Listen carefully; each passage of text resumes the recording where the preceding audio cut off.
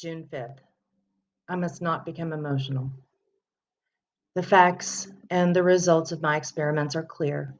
The more sensational aspects of my own rapid climb cannot obscure the fact that the tripling of intelligence by the surgical technique developed by Doctors Strauss and Niemer must be viewed as having little or no practical applicability at the present time to increase of human intelligence.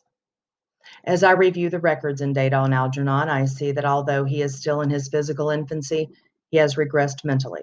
Motor activity is impaired. There is a general reduction of glandular activity. There is an accelerated loss of coordination.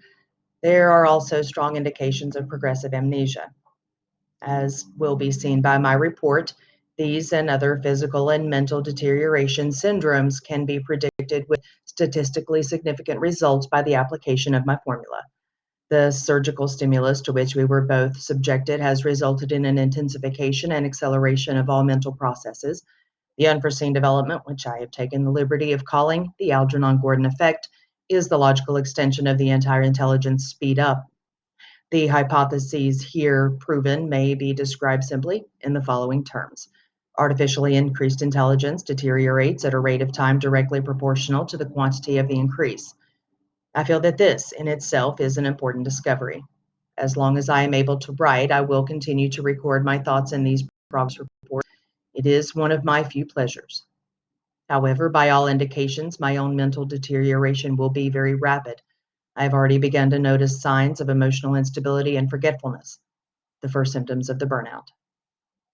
June 10th, deterioration progressing. I have become absent-minded. Algernon died 2 days ago. Dissection shows my predictions were right.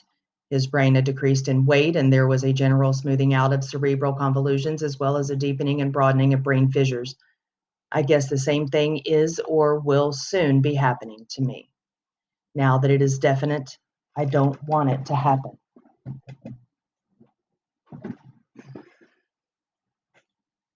I put Algernon's body in a cheese box and buried him in the backyard. I cried. June 15th, Dr. Strauss came to see me again. I wouldn't open the door, and I told him to go away. I wanted to be left to myself. I have become touchy and irritable. I feel the darkness closing in. It's hard to throw off thoughts of suicide. I keep telling myself how important it is to keep this introspective journal.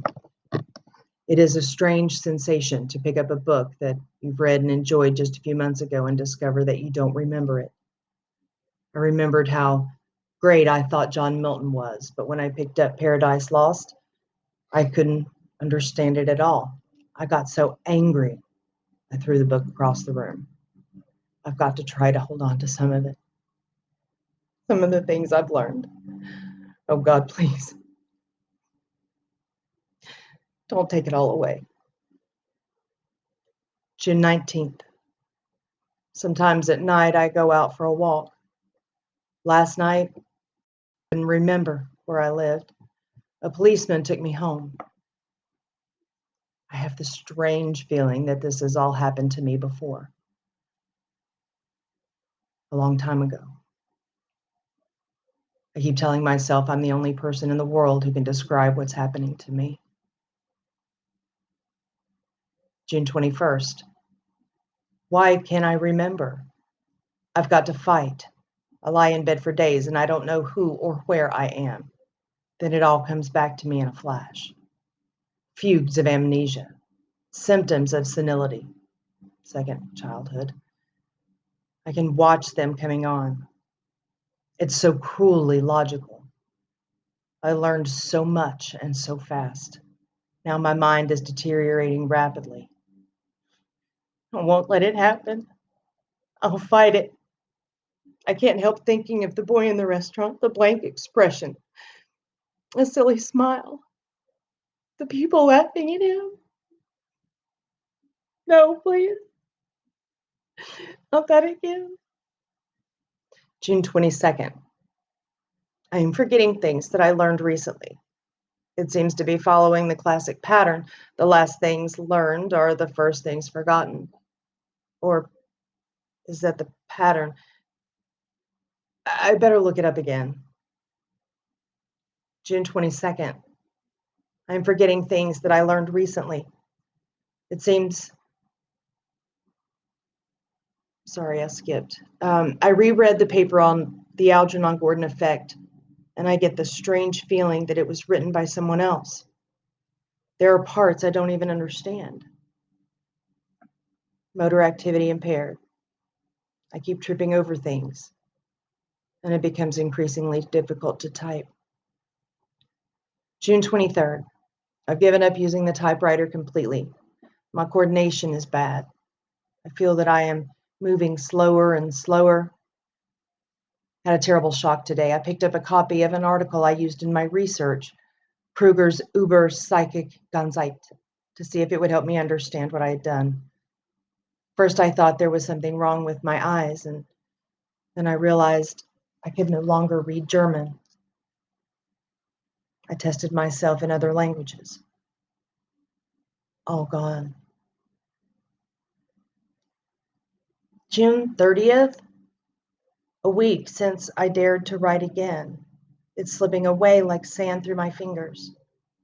Most of the books I have are too hard for me now. I get angry with them because I know that I read and understood them just a few weeks ago. I keep telling myself I must keep writing these reports so that somebody will know what is happening to me. But it gets harder to form the words and remember spellings. I have to look up even simple words in the dictionary. Now it makes me impatient with myself. Dr. Strauss comes around almost every day. But I told him I wouldn't see or speak to anybody. He feels guilty. They all do. But I don't blame anyone. I knew what might happen. Now it hurts. July 7th. I don't know where the week went. Today's Sunday, I know because I can see through my window people going to church. I think I stayed in bed all week, but I remember Mrs. Flynn bringing food to me a few times. I keep saying over and over I've got to do something, but then I forget, or well, maybe it's just easier not to do what I say I'm going to do. I think of my mother and father a lot these days. I found a picture of them with me taken at a beach. My father has a big ball under his arm, and my mother is holding me by the hand. I don't remember them the way they are in the picture. All I remember is my father drunk most of the time and arguing with mom about money. He never shaved much, and he used to scratch my face when he hugged me. My mother said he died, but cousin Milty said he heard his mom and dad say that my father ran away with another woman. When I asked my mother, she slapped my face and said my father was dead. I don't think I ever found out which was true, but I don't care much. He said he was going to take me to see cows on a farm once, but he never did. He never kept his promises. July 10th. My landlady, Mrs. Flynn, is very worried about me. She says the way I lay around all day and don't do anything, I remind her of her son before she threw him out of the house. She said she doesn't like loafers. If I'm sick, it's one thing, but if I'm a loafer, that's another thing, and she won't have it.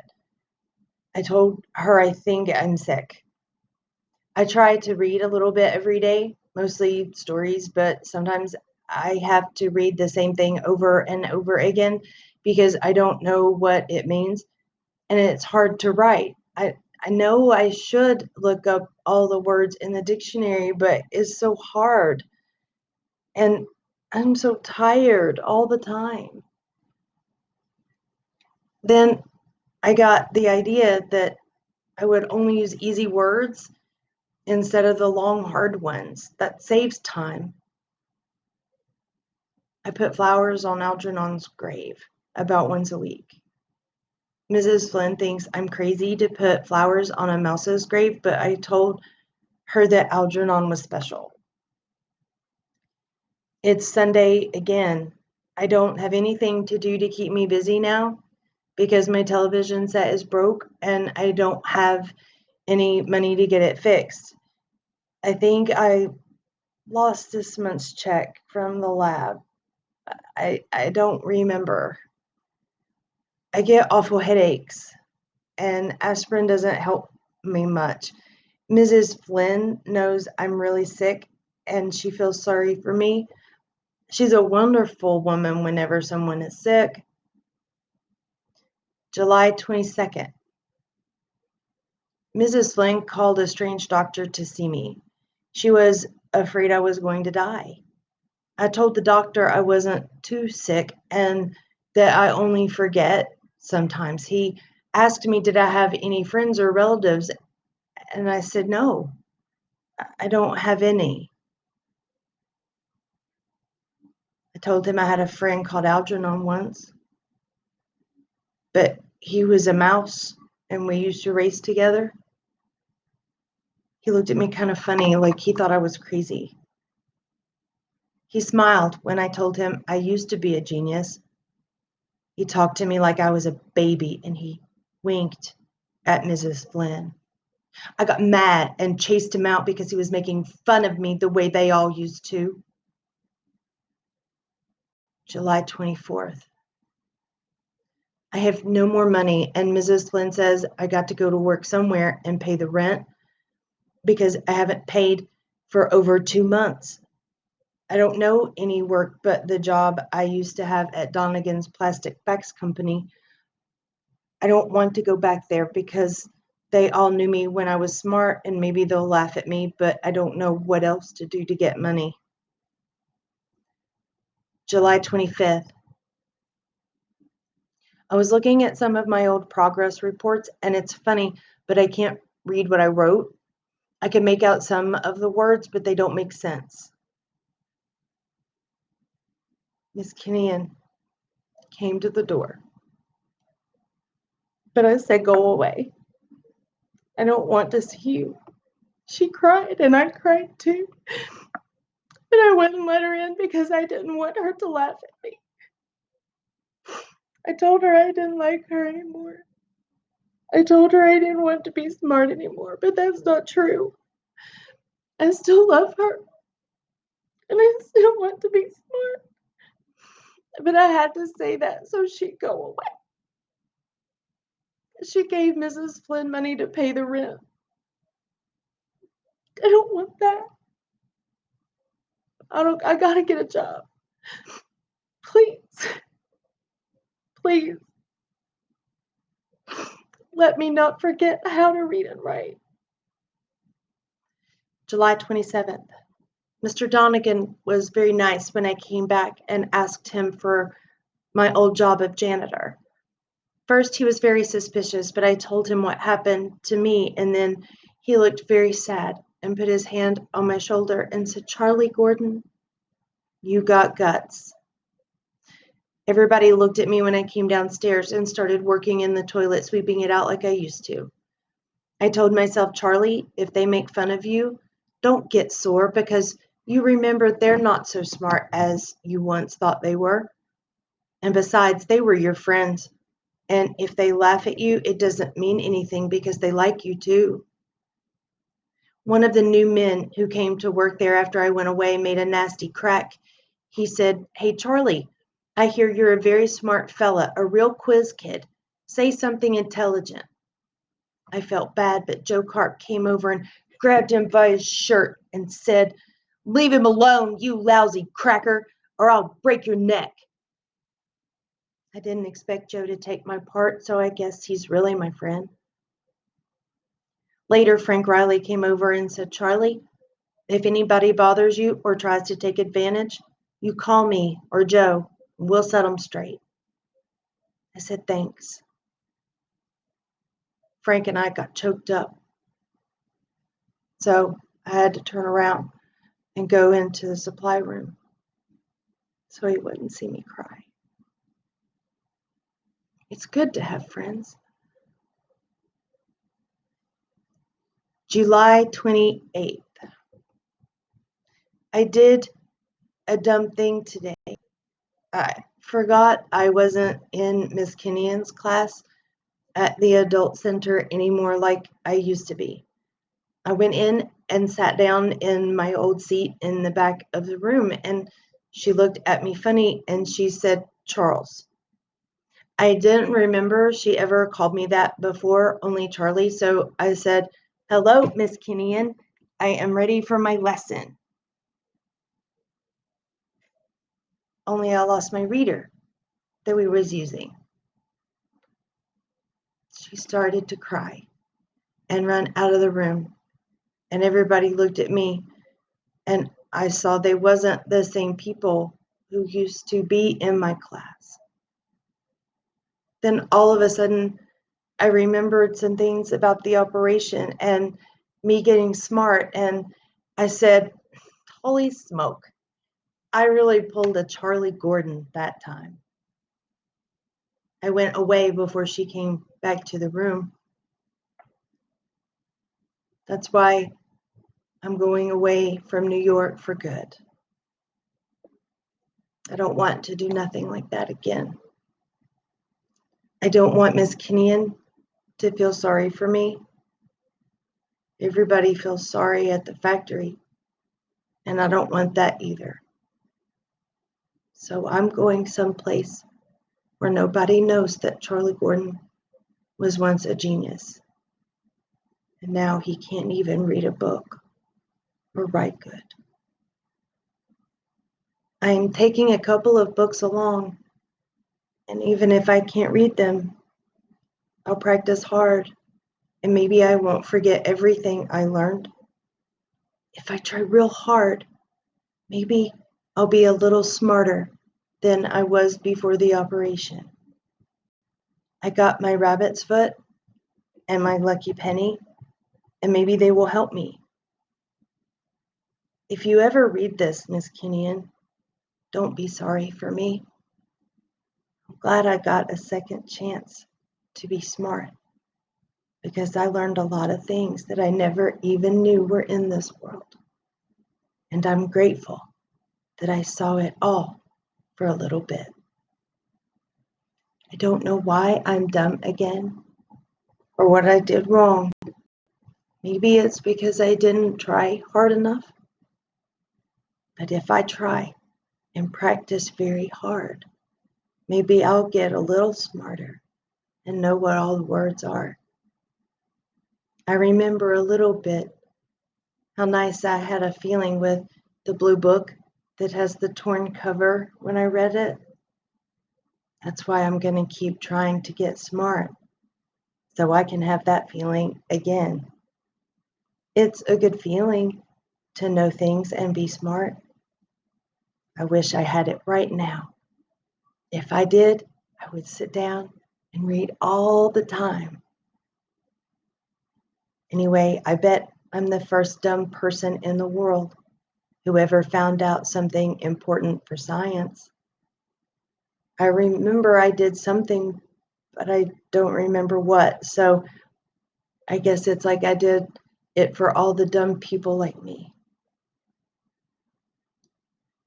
Goodbye, Miss Kinnian and Dr. Strauss and everybody. And P.S. Please tell Dr. Niemer not to be such a grouch when people laugh at him, and he would have more friends. It's easy to make friends if you let people laugh at you. I'm going to have lots of friends where I go. P.S.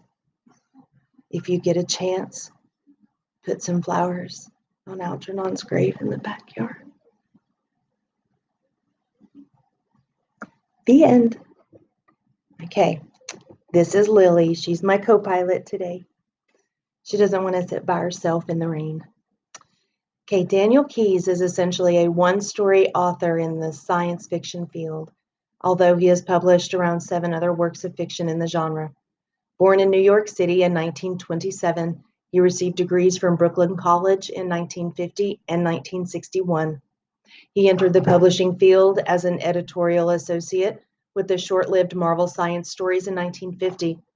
He worked at the magazine until 1951 when he accepted a position at the Stadium Publishing Company, which he left to go into the photography business, a venture that lasted only 1 year.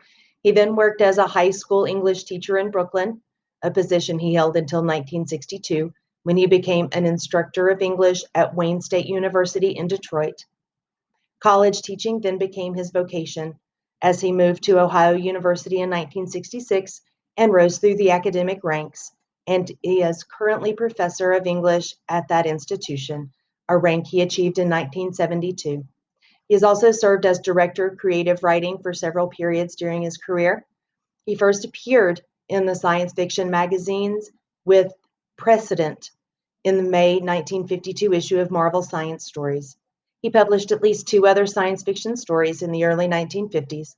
Aside from Flowers for Algernon, his best story is the powerful Crazy Morrow, first published in the Magazine of Fantasy and Science Fiction in April 1960, a work that remains one of the most effective treatments of racism in science fiction.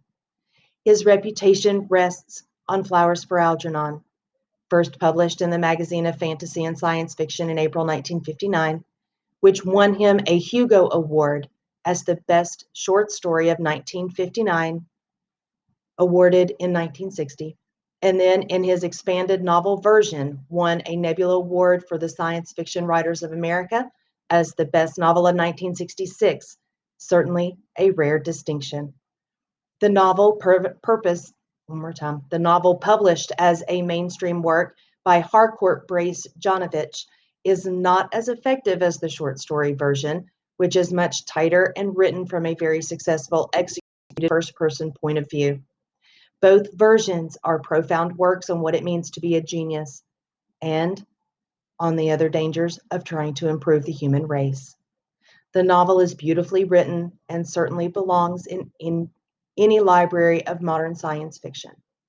One of its greatest accomplishments is the fact that it presents what some might consider a tragedy in a moving fashion without being overly sentimental, something that Charlie, the 1968 film version, starring Cliff Robertson and Claire Bloom, fails to avoid. And that version is available on Amazon. I have it, you can rent it. Mr. Keyes has also written 2 interesting mainstream novels, The Touch, 1968, and The Fifth Sally, 1980, as well as a researched nonfiction work, The Minds of Billy Milligan, 1981. I hope you enjoyed it. Love you.